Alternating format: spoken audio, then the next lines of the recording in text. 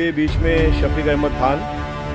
आपके बीच में आने का खासकर कारण ये था, जैसा फिलहाल आपने एक चिमनी देखे थे, 2 दिन पहले चिमनी लगाई गई थी, उसके विरोध में मैंने काफ़ी विरोध किया और मैं अभी फ़िलहाल अंदर आया हूँ और अंदर आपको हम दिखाना चाहेंगे। देख सकते हैं 8-9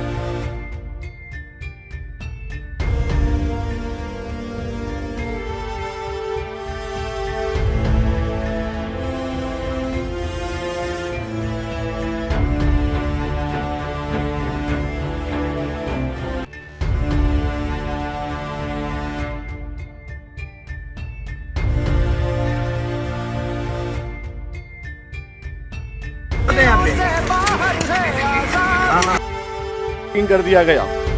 रात में लाके फिटिंग करके, ये नटबोल्ट सिस्टम में फिटिंग होता है। ये पहले का है, देख सकते हैं नटबोल्ट से लाके फिटिंग कर दिया गया। ये ऐसे ये पहले की चिमनी है और उसी के जस्ट सामने करीब 200-250 फुट के डिफरेंस के अंदर वो उधर लाके दीवार के कोने पे फिटिंग कर दिया। ये सामने बिल्डिंग, इधर इतनी बड़ी घनी आबादी और सामने हमारा 1500-1550 का झोपड़ा है।